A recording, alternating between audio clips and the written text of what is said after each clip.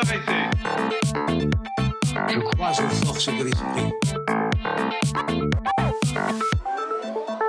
Bonsoir et bienvenue, vous êtes au bon endroit, au bon moment, pendant le 20h sur France 3 Corse via Stella, évidemment. Et pour commencer l'année et en guise de vœux pour 2017, je vous propose d'évoquer la pensée du philosophe Michel Serres. Intellectuel curieux, voyageur de la pensée, le philosophe Michel Serres a toujours eu le désir de rapprocher science et humanité, de donner au lecteur le goût de la culture scientifique et philosophique. Écoutez cette petite voix, allez jusqu'au bout de vos rêves et ce rêve-là en alimentera un autre. En ce début d'année, il est bon de lire ou même de relire cet optimiste convaincu et justement, nous sommes au téléphone avec le philosophe Michel Serres. Bonsoir Michel Serres, merci d'avoir accepté notre invitation. Oui. Je suis là et je vous écoute. Je suis très heureux de vous accueillir oui, moi aussi, par téléphone, évidemment, pour ces quelques mots que vous allez donner aux téléspectateurs de France 3 Corse via Style. Justement, quel rêve pouvons-nous avoir en 2017, Michel Serres ? Je peux en avoir deux. Est-ce que j'ai l'autorisation d'être un peu égoïste pour commencer ? Vous pouvez. Ma première souhait pour moi-même, c'est d'aller en Corse. Voilà. C'est d'aller en Corse cette année, d'y passer 8 ou 15 jours, parce que c'est quand même un des plus beaux pays du monde et je l'apprécie beaucoup. Et nous vous y attendons, Michel, nous vous y attendons. Non seulement la Corse, mais les Corses, voilà. Deuxièmement, pour 2017, je ne suis pas Madame Soleil, je ne peux pas vous dire ce qui se passera, mais je peux vous dire ce que je souhaite. Je souhaite la paix, voilà. C'est la paix qui est le meilleur et le plus grand des biens de l'humanité. Et tant que nous sommes en paix pour le moment, continuons d'y être. Voilà. Alors, je l'ai dit, vous avez toujours eu le désir de rapprocher les sciences et l'humanité, de donner au lecteur, je l'ai dit dans mon édito, le goût de la réflexion, le goût de l'interrogation sur la société en mouvement. Quel regard vous portez, Michel Serres, le philosophe Michel Serres, sur la Corse d'une manière générale ? Mais pour le moment, je vous l'ai dit tout à l'heure, géographiquement, ou si vous voulez pour les lieux, c'est quand même, vous l'avouerez, un des plus beaux pays du monde. Calisté, oui, je n'ai plus l'âge de faire le GR, évidemment, le GR central, mais il faut le faire au moins une fois dans sa vie. Ouais. Premièrement.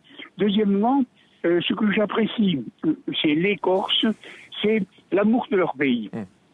C'est-à-dire, c'est une île, évidemment, et d'ailleurs, une de mes petites-filles a épousé en Corse, et c'est donc ma famille a été ouverte, si vous voulez, à l'amour de l'île. Et par conséquent, j'aime beaucoup chez les Corses leur amour de la terre, quoi, voilà. Et puis d'autre part, le paysage méditerranéen. L'attachement à la terre, l'attachement à la culture, c'est ça, qui forme tout ça, un socle. Merci beaucoup, Michel Serres. Ce fut quelques secondes.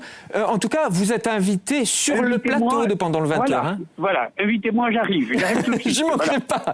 Merci beaucoup pour ces vœux pour 2017. Merci, au revoir. Quelles seront les personnalités politiques de 2017 ? C'est le débat du 20h avec le journaliste Sébastien Pisane et le sondeur Jérôme Pauls. Auteur de théâtre, psychanalyste, il publie un essai, Dalida sur le divan. Joseph Agostine est l'invité de votre 20h. Bonsoir Joseph. Bonsoir Philippe. Bienvenue. Merci de me recevoir.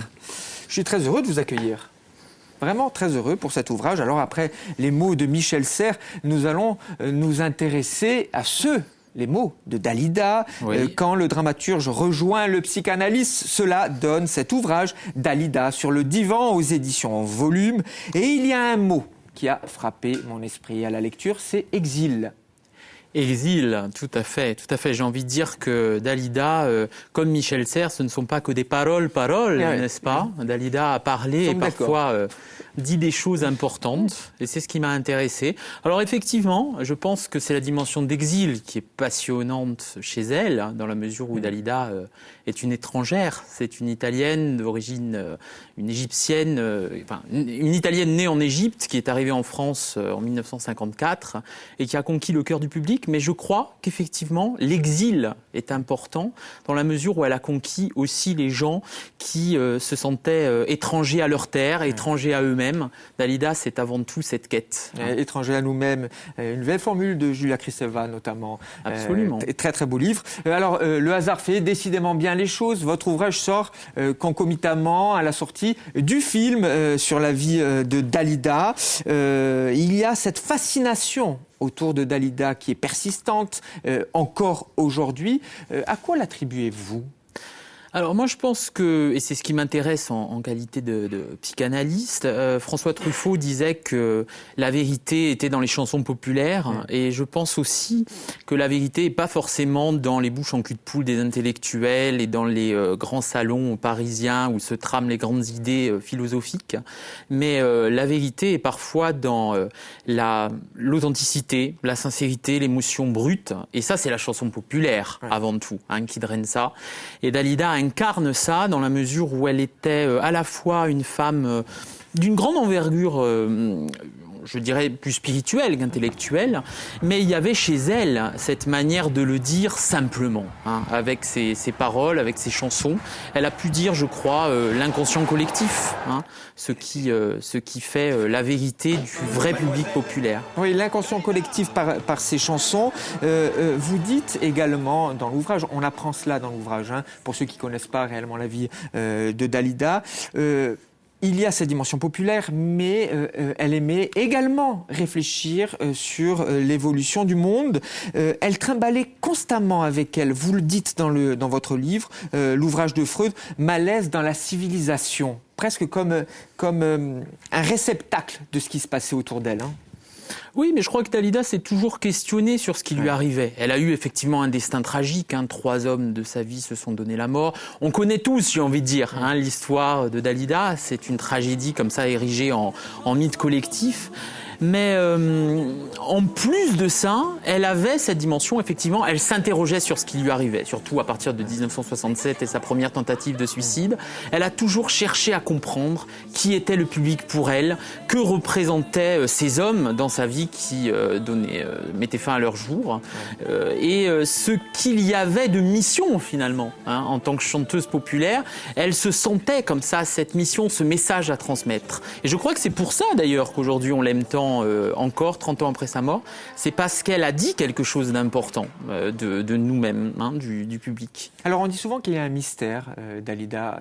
Avez-vous réussi à percer ce mystère ? Un mystère, Dalida, je pense qu'elle nous a laissé une vérité. Je pense que Dalida a dit par les chansons, donc par la simplicité des mélodies populaires, par l'exigence de ses chansons à texte, a dit l'humain, a dit ce qu'on était. On peut être grave et léger, on peut avoir envie de simplicité et de profondeur. Et je pense que par son suicide, elle a aussi scellé finalement l'énigme de chaque existence humaine, dans la mesure où il y a toujours un manque d'amour, un chagrin, une douleur, une mélancolie. Et voilà, peut-être effectivement l'énigme qu'elle nous laisse, c'est ça. A dit, vous venez de le signaler, a dit ce qu'elle était, a dit ce que nous sommes également. Oui. Il y a ces mots dans le jeu de la vérité de Patrick Sabatier de 1985, cette émission culte de Patrick Sabatier, elle disait ceci: nous sommes tous vécus par notre inconscient. Cela montre aussi qu'elle était très intéressée par votre métier. C'est vrai, elle a un jour dit, d'ailleurs j'ai trouvé une interview où Dalida disait que si elle n'avait pas été chanteuse, elle serait devenue psychanalyste. Et je pense que Dalida aurait pu être psychanalyste. Elle avait cette dimension-là, dans la mesure où elle a toujours été très sensible à l'inconscient dans ses chansons, dans sa vie. Elle a toujours eu le sentiment finalement que quelque chose la dépassait. Voilà, elle disait souvent qu'une force cosmique régissait l'univers, qu'il y avait cette idée que quelque chose nous dépassait. Je crois qu'elle était profondément croyante, mais que ça dépassait la question de la religion, la question de l'institution religieuse.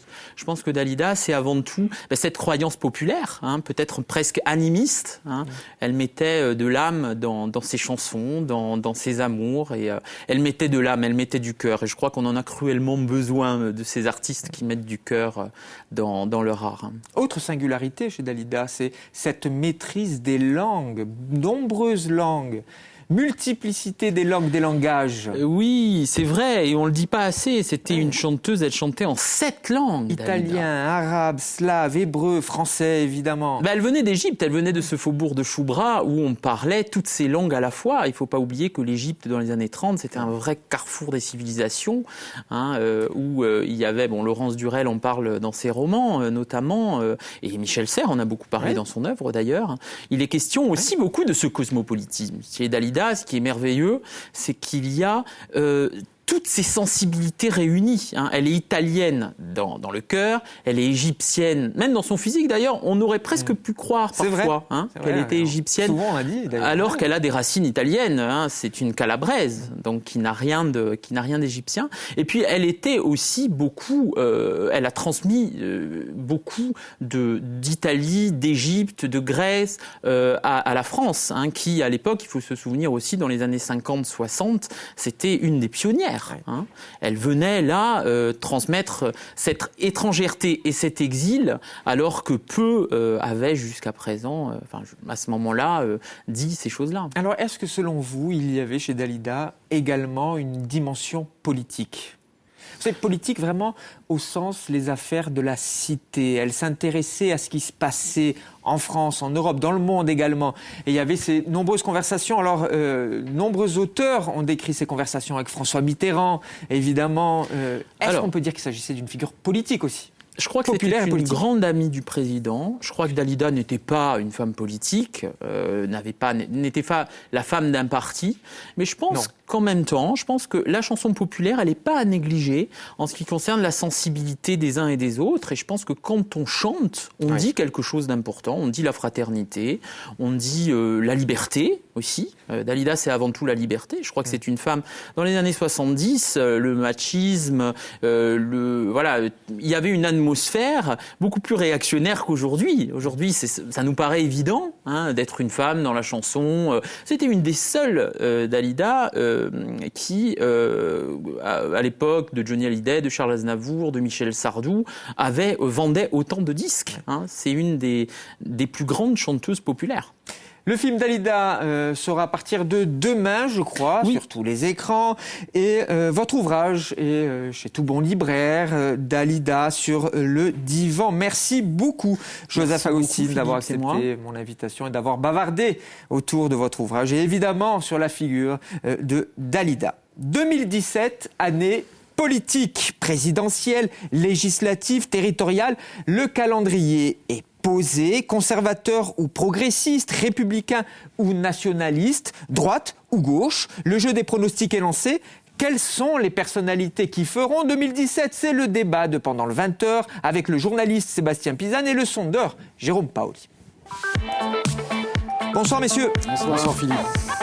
Quel éclectisme dans cette émission, n'est-ce pas ? C'est bien sérieux. Michel Serres à Dalida et maintenant avec vous à la politique, oui. C'est là où ça devient très sérieux, si vous voulez. Reste un peu dans le spectacle, Magali. Alors, oui, exactement. Le spectacle de la politique qui va être assez attrayant pour le journaliste et pour le sondeur en 2017. Et c'est avec vous, mon cher Sébastien, que je vais commencer. Quelle sera la personnalité de 2017 ? La personnalité politique en Corse ? Il y en aura évidemment plusieurs, puisqu'il y a une succession d'élections, les législatives. Avant, il y aura eu la présidentielle, puis on terminera par les territoriales. Ça va être passionnant. Bon, je vais étonner personne en évoquant les patrons actuels de la collectivité territoriale de Corse. Gilles Simeoni, Jean-Guy Talamone, l'un au conseil exécutif, l'autre à l'Assemblée. Bien sûr, on va être très intéressé de voir la manière dont ils vont terminer cette première mandature nationaliste et peut-être encore plus intéressant, la manière dont ils vont enclencher cette séquence électorale, sans doute à l'orée de l'été, au mois de septembre prochain. La manière dont ils vont aussi s'organiser. Est-ce qu'ils vont partir comme en 2015, séparés, chacun de leur côté ? Je pense que c'est leur intérêt.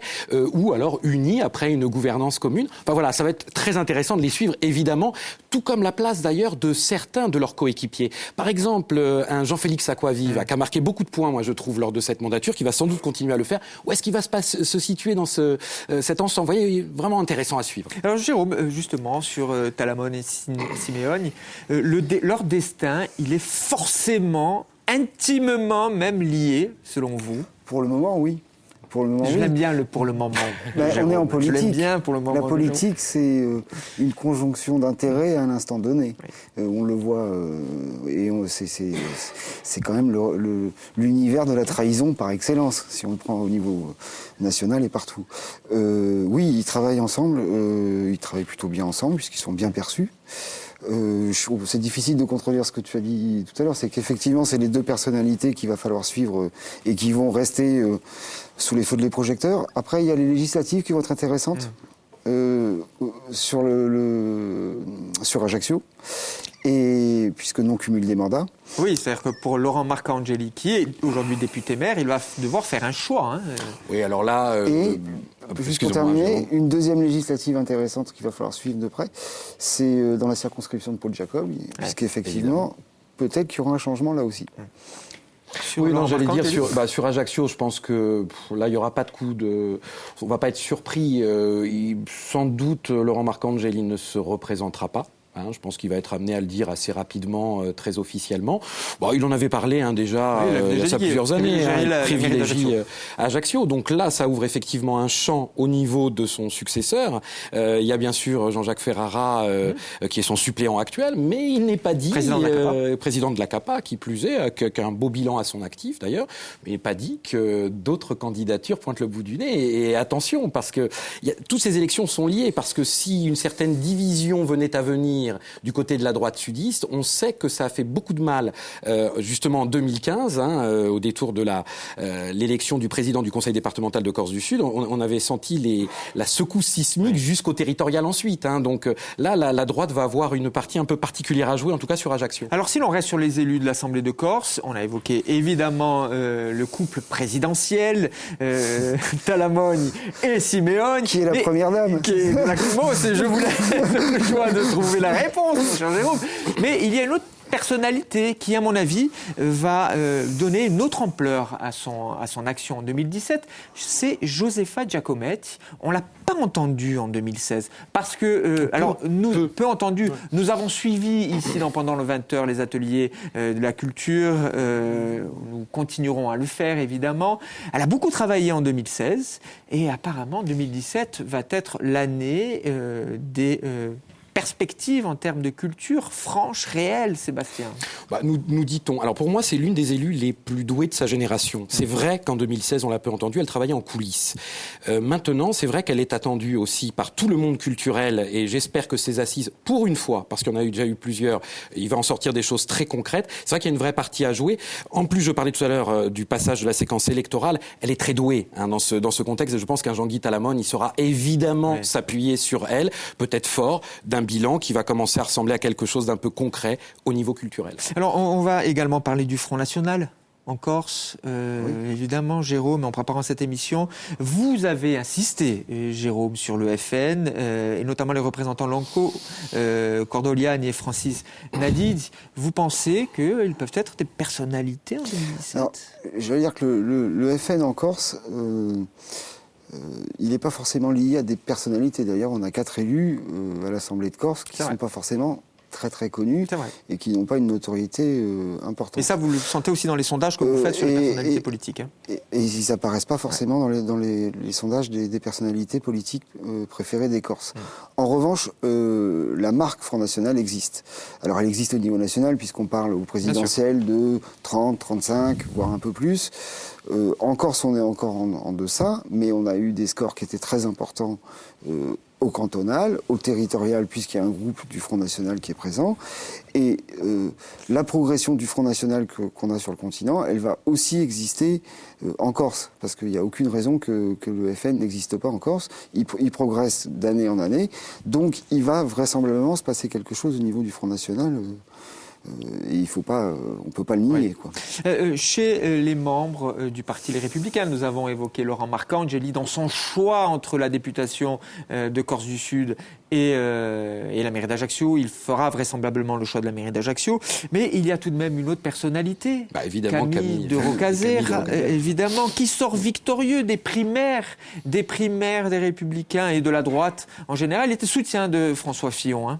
Alors Camille de Rocazert, déjà il sort victorieux, j'allais dire, tout le temps, il est réélu en permanence comme député. Je ne sais pas combien de mandats il est. À côté de ça, il s'est trouvé sur un bout de strapontin à un moment donné, et c'est ça qui est intéressant, c'est la manière dont en politique ça tourne. C'est quelqu'un qui fait quand même une carrière politique importante et qui n'est pas vraiment en danger.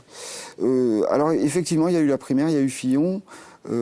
Maintenant, Camille ministre, etc. Je crois qu'il faut arrêter tout ça. On va pas jusque-là. Non, mais il faut arrêter tout ça parce que moi, je reste persuadé qu'on entend très souvent ça fait très longtemps qu'il n'y a pas eu de ministre corse au gouvernement. Oui, mais est-ce qu'on peut dire que c'est une personnalité qui sont renforcées, des personnalités politiques corses qui sont François renforcées? Fillon arrive président. Non, parce que ça ne correspond pas forcément à un électorat local. C'est-à-dire qu'il y a eu un vote sur une primaire. Fillon est sorti victorieux de cette primaire pour plein de raisons. Ça ne va pas se répercuter sur une élection locale. L'électorat, l'électorat sur l'ensemble du territoire de la Corse ne va pas voter Fillon, ne va pas devenir rocazériste du jour au lendemain. Donc je ne pense pas forcément que c'est beaucoup d'impact. Il sort quand même très renforcé. Après, on est renforcé avec le vote. Hein. En image peut-être, mais ce qui compte c'est les résultats des élections. Hein. Je crois qu'en politique il n'y a que ça qui compte. Hein. Et la gauche, les amis, et la gauche, qui sera la femme ou l'homme fort de la gauche insulaire en 2017? Je vous vois sourire, mon cher Sébastien. Alors vous dites non parce que vous dites la femme, et c'est vrai que quelque part, moi je trouve qu'une Maria Gudicelli mériterait parce qu'elle ferraille à l'Assemblée de Corse et Dieu sait qu'elle est dans une position difficile.